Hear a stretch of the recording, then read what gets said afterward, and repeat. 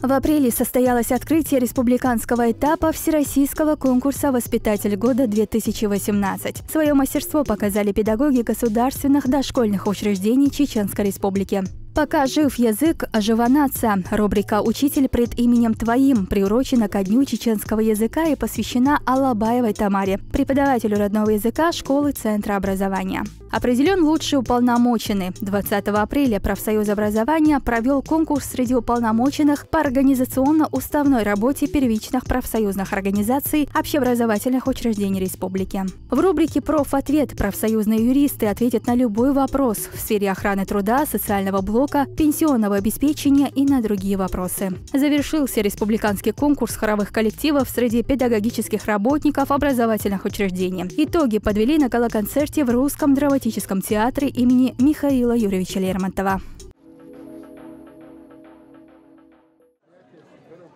Сегодняшний конкурсный день открывает хор аппарата Республиканского совета профсоюза. Они выступают вне конкурса. Приветствуем хор!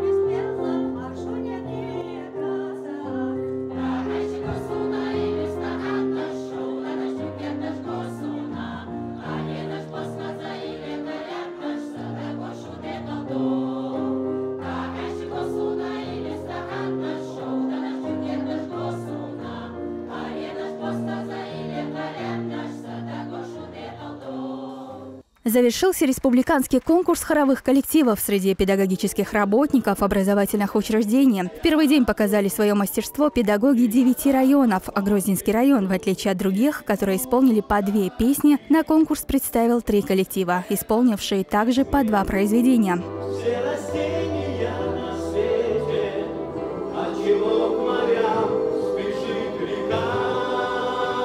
Исполнительское мастерство конкурсантов оценивало жюри, в состав которого вошли преподаватели, представители детской студии «Иосан», Чеченской государственной филармонии имени Аднана Шахбулатова, заслуженные работники культуры, ну и, конечно же, представители профсоюза образования. Добрые молодцы в школе учатся, силы, храбрости набираются. Красные девицы тоже в школе есть, то красавицы, что не глаз отвесть. Педагоги все лучше не сыскать. Я смотрю во все глаза, ах, какая красота, не дороже всех цветов, ведь она моя любовь. Ромашка белая, лепесточки нежные, не дороже всех цветов, ведь она моя любовь. Конкурс продолжался до конца марта. По итогам выступления определились лучшие хоровые коллективы, которые приняли участие в церемонии награждения победителей и участников, а также в гала-концерте в здании Русского драматического театра имени Михаила Юрьевича Лермонтова. Подобное творческое состязание способствует, по мнению организаторов, реализации личностного и творческого потенциала педагогических коллективов, популяризации вокального искусства. Надеемся, что в дальнейшем появятся подобные инициативы, мотивирующие педагогов Чеченской Республики творить, общаться, взаимодействовать, способствовать росту новых певческих коллективов, подчеркнули в профсоюзе образования. В торжестве приняли участие министр образования Исмаил Байханов, министр культуры Хошбау Дидаев, председатель Федерации профсоюзов Чеченской Республики Хусейн Салтагиреев и другие официальные лица. Зрителями стали учительские коллективы образовательных учреждений республики, которые собрались не только поддержать своих коллег, но и насладиться хоровым исполнением, чарующими звуками песенного искусства.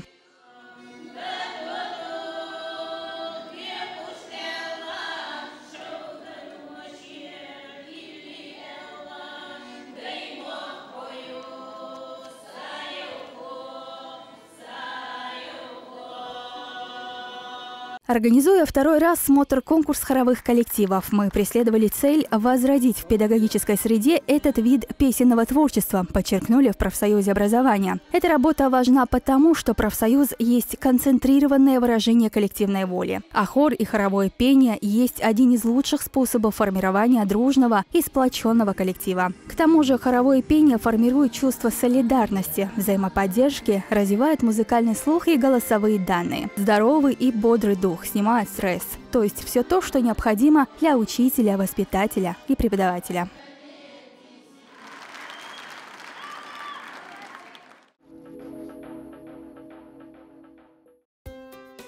В апреле состоялось открытие республиканского этапа всероссийского конкурса «Воспитатель года-2018» в стенах детского сада «Табарк» номер 9 города Гудермес, в котором свое мастерство показали педагоги государственных дошкольных учреждений Чеченской Республики. Первый мультфильм появился в Америке в 1906 году. Продолжительность 1,5 минуты. Подобные конкурсы проводят в целях формирования позитивного общественного мнения о профессии педагога дошкольного образовательного учреждения и укрепления приоритетов дошкольного образования. Можно добавить, что конкурс проводится для привлечения внимания общественности к проблемам развития дошкольного образования в современных социально-экономических условиях, формирования позитивного мнения о профессии педагога дошкольного образовательного учреждения. На открытие конкурса прибыли представители профсоюза. Первый заместитель председателя профсоюза образования Чечни Даудхан Герзелиев отметил всю важность проведения подобных конкурсов. Они очень значимы не только для интереса посмотреть, а вообще значимы для профессионализма педагогической категории дошкольных. Значит, это воспитатели у нас. Это повышает профессионализм, это повышает, значит, мотивацию, уверенность в себе, что, конечно, непосредственно сказывается на качестве образования, дошкольного образования. Вы знаете, это наши дети, это первая ступень образования. Мы, в общем, рады в любом случае этому участию здесь. Пожелали мы от нашей организации всех успехов творческих всем участникам. И жюри оценит их достойно, их творческий потенциал. Основными задачами конкурса являются выявление и поддержка инновационных методов, средств и технологий, развитие творческой инициативы педагогов системы дошкольного образования, повышение профессионального мастерства и выявление талантливых работников. Воспитатели должны продемонстрировать свои лучшие профессиональные качества и умения взаимодействовать с детьми. В ходе первого этапа конкурса каждый педагог показал мастер-класс, тема которого участникам определяется самостоятельно, но в формате публичное выступление перед коллегами и членами жюри, демонстрирующие конкретный методический прием, метод, технологию воспитания, обучения, развития и оздоровления, отражающие современные тенденции развития дошкольного образования. Критерии оценивания жюри – это глубина и оригинальность содержания, методическая и практическая ценность для дошкольного образования, умение транслировать, передать свой опыт работы, общая культура, коммуникативные качества. Я, как победитель районного конкурса «Воспитатель года-2018» представляю Гудермесский район. И в своей работе я использую инновационную технологию создания мультфильма, так как мультфильм является самым эффективным источником информации для детей. И сегодня свой мастер-класс я посвятила самой актуальной проблеме всего мира – правилам дорожного движения. С помощью таких мультфильмов я обучаю своих детей. Для меня главное не победа, участие. И главное – взаимообмен опытом. Я подготовила мастер-класс на тему «Двигательная активность детей старшего дошкольного возраста». У меня различные игры нетрадиционной формы, которые мы можем приготовить, изготовить своими собственными руками, вовлекая в этот процесс детей. Во время конкурса мы не только выявляем талантливых педагогических работников системы дошкольного образования, поддерживаем и поощряем их, но и распространяем лучшие образцы профессионального опыта. Посредством конкурса мы раскрываем и поддерживаем инновационные методы дошкольного образования, развиваем творческие инициативы педагогов, повышаем их профессиональное мастерство и престиж труда, подчеркнули организаторы конкурса. Конкурс «Воспитатель года» стала традицией для дошкольного образования. Он проводится с 2011 года. Этот конкурс проводится для распространения передового педагогического опыта работников дошкольных образовательных учреждений, повышение престижа труда педагогических работников дошкольных учреждений. Учредителями конкурса «Воспитатель года» является Комитет правительства Чеченской Республики о дошкольном образовании и Профсоюз работников образования Чеченской Республики. Инициаторы конкурса в первую очередь добиваются профессионального и личностного развития педагогов, выявления наиболее талантливых педагогов, распространения их передового опыта, ну и, конечно же, повышения престижа труда педагогических работников. Сфера дошкольного образования нашей республики стремительно развивается. Это показатель работы руководства региона, а также неоценимый вклад педагогического сообщества дошкольного образования. Сеять разумное, доброе, вечное – удел и долг каждого педагога. Для Алабаевой Тамары Висадиевны, преподавателя чеченского языка школы Центра образования, быть педагогом не просто работа, это призвание и уже более 30 лет образ жизни.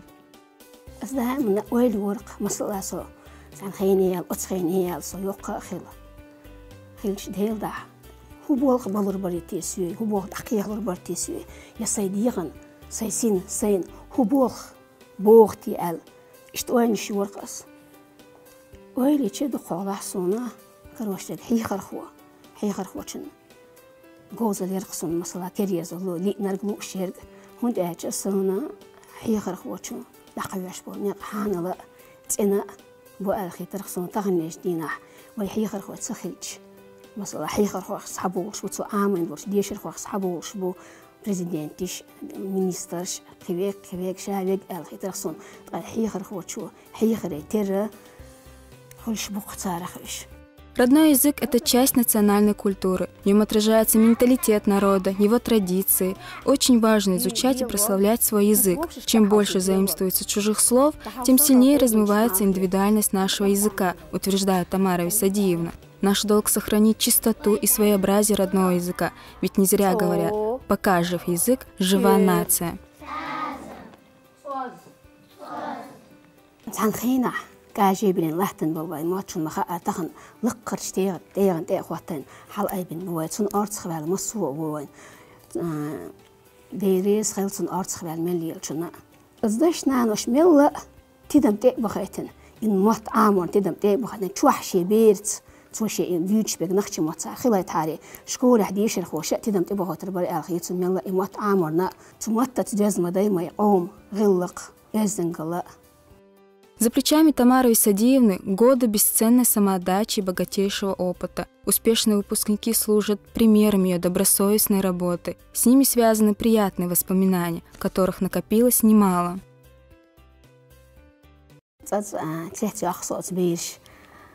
Тамара Висадиевна чувствуешь, а расовардия или урок дайгуля чуя ешел ханю, ухила босс. Чувствуешь, а расовардия бог. Така. نعداقنا خير عشو هنتين تسا شقوي قوم بوش ساخير خير دخ بوش يوخد أخطأ نعرف تبي أصلا شيء مقدون ال أشويا يو صوت أخبار دسكات عادي أحكي دقر شيء دوها خير أخ تمار وسدين تكون حاجة ييز الياجن دو خير أخ ساعات تردون صوزدين ساعدين جيني دور سنة إيش اللي يقطعيتنا ورسون وأصبوت سياتي ويس طبعا دائما يندق مدات بوس يهودو أش ها تمارس يندق داتا تقولي إني رح نصوت تالا إشتا نقعدك دوت يعني إشتا صوتين كيف فوتو. Не менее благосклонно относятся к Тамаре Висадиевне и ее коллеги.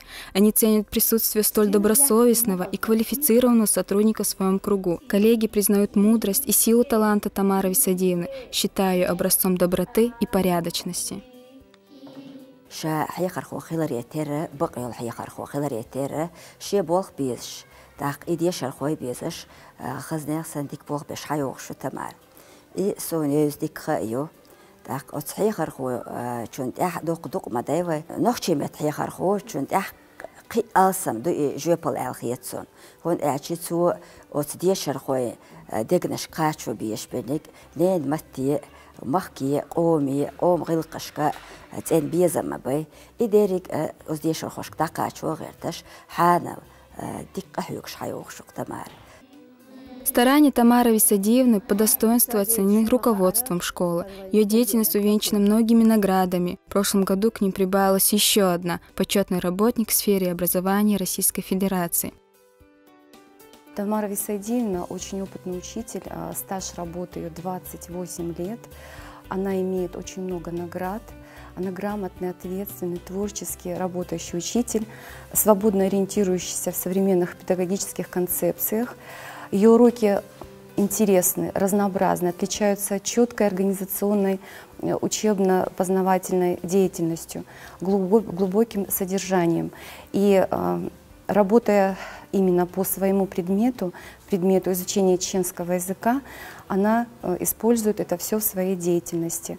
Я бы хотела пожелать Тамаре Висадиевне дальнейших успехов в своем нелегком труде. Помимо всех положительных качеств педагога, Тамара Висадиевна обладает к тому же лучшими человеческими свойствами. Простая, веселая, искренняя. Она наполняет атмосферу школы светом и любовью. Ее задор заражает всех вокруг, делая обычный школьный день праздником.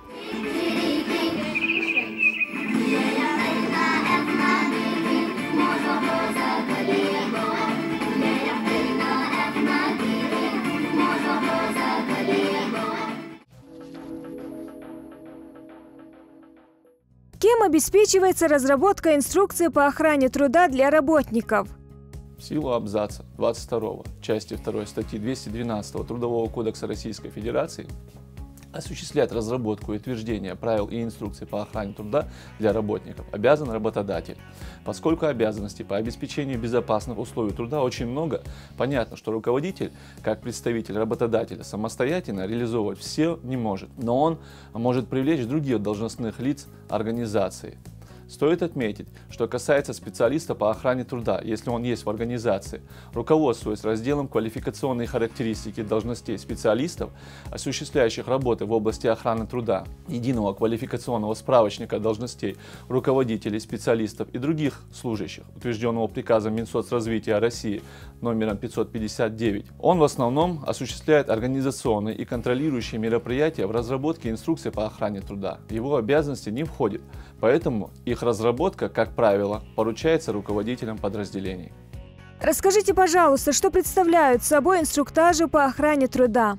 Инструктаж по охране труда – обязательный элемент системы безопасности на производстве. Законодатель обязывает работодателя организовывать такие инструктажи. Сотрудники, которые трудятся в реальном секторе экономики. Статья 212-225 Трудового кодекса Российской Федерации. Важно знать, инструктаж по охране труда не является для работников добровольным делом. Они должны посещать такие занятия в обязательном порядке, иначе не получают права приступить к выполнению своих должностных обязанностей. Статья 212 и 214 Трудового кодекса Российской Федерации. Чтобы корректно организовывать инструктаж, работодателю следует руководствоваться постановлением Минтруда Российской Федерации, Минобразования Российской Федерации о порядке обучения по охране труда. Определенно лучшие уполномоченные. 20 апреля профсоюз образования провел конкурс среди уполномоченных по организационно-уставной работе первичных профсоюзных организаций общеобразовательных учреждений республики. В соревновании на звание «Лучший уполномоченный по организационно-уставной работе» приняли участие 16 конкурсантов. 12 пунктов у вас своих обязанностей должностных. Практически вы секретари, значит, комитетов своих, на ваших плечах вся организационно-уставная работа и контроль за отчислением профсоюзных взносов. Вы регулируете и следите за членством, значит, протоколируете, рекомендуете. Ну, в общем, мы можем сейчас много говорить об этом. Но от этого, конечно, мало что меняется. Теперь мы посмотрим реально ваши дела, реально вашу работу, оценим. Желаю вам удачных всех выступлений, чтобы ваши волнения не помешали раскрыть ваш потенциал сегодняшний творческий. В ходе презентации конкурсанты продемонстрировали хорошие знания уставной и организационной деятельности первичной профсоюзной организации. Сопроводили свои рассказы показом слайдов и видеороликов, чтением стихов и цитат о профсоюзе. Профсоюз – это как школа жизни, и у каждого у них своя судьба. Можно быть членом профсоюза очень долго, но так и остаться в началке. То есть просто числиться, не проявлять активности, не участвовать в жизни своей организации. а можно быть инициативным, деятельным, помогающим другим и одновременно с этим проходить уроки средней школы, перенимая опыт наставников и единомышленников. Объемно и всесторонне раскрыли круг вопросов, которыми должен заниматься уполномоченный. Привели примеры, как проводится ими мотивация членства профсоюза, как строятся взаимоотношения первичной профсоюзной организации с руководителями образовательных учреждений, как ими строится работа по данному направлению профсоюзной деятельности. На втором этапе конкурсантам было предложено тестирование, где каждый должен был ответить на 15 вопросов по организационно-уставной работе первичной профсоюзной организации. Также на суд жюри была представлена документация по проводимой уполномоченными организационно-уставной работе. Наши места расположились таким образом. Мы определили 3 призовых места, 1, 2, 3 место. Да? Максимальный балл, который набран на нашем конкурсе, это 131.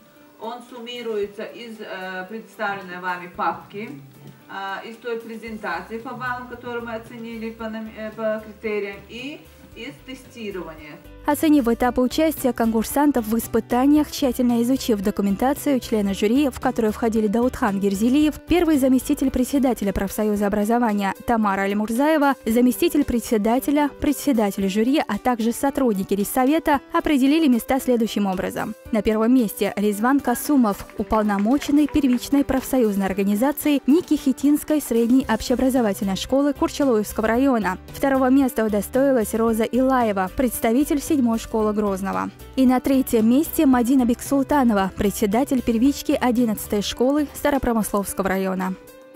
Участников тепло поздравил председатель профсоюза образования Хизир Герзелиев, пожелал дальнейших успехов в активизации профсоюзной деятельности.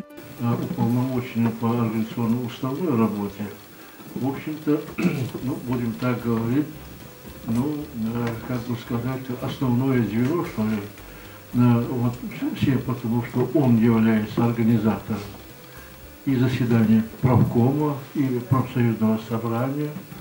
Он, в общем-то, знает хорошо устав, владеет обстановкой, и, конечно, от него многое зависит.